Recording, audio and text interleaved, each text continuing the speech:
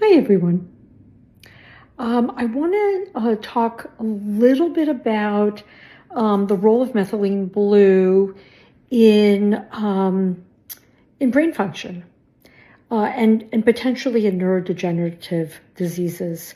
So one of the things that we see a connection with is particularly in patients with MCAS, but also in patients who have a variety of complex chronic illnesses, vector-borne infections, mold toxicity, many other conditions can definitely affect the brain in a variety of ways. We see brain fog. We see issues with attention and focus and concentration.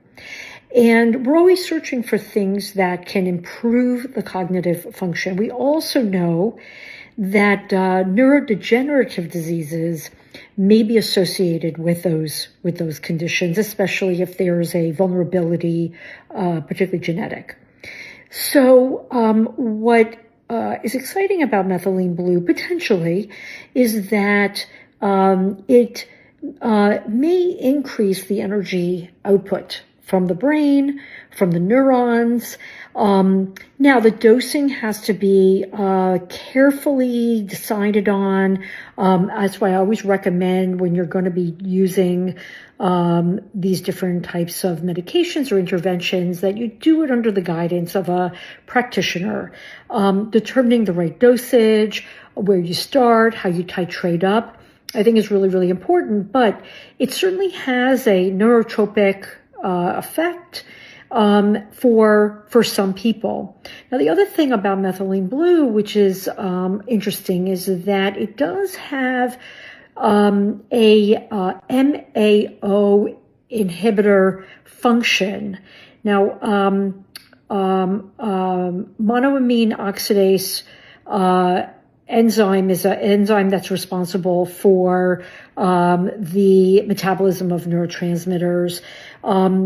By inhibiting, the MAO inhibitor can be helpful for some forms of depression and other potentially psychiatric conditions. And methylene blue might actually act like an MAO inhibitor. And there are drugs on the market that are used to treat depression that have that function. And so methylene blue might actually do that. And so there are subsets of patients who find that it can be very helpful for some mood disorders. Now, on the other hand, and I talk about this in this blog that I have coming out on methylene blue, is that it can interact with many psychiatric drugs, including SSRIs, SNRIs, and many others. And so, you should not take psychiatric drugs and methylene blue at the same time. That's why this should be done under the guidance of a practitioner. It can be done. I preface it that it's not impossible to do. It just has to be done under the guidance of somebody who knows how to dose it and follow it carefully, okay? But it is a potential contraindication. So I always say, if you're going to use methylene blue, you want to make sure you understand what else you're taking and if there's any potential interactions.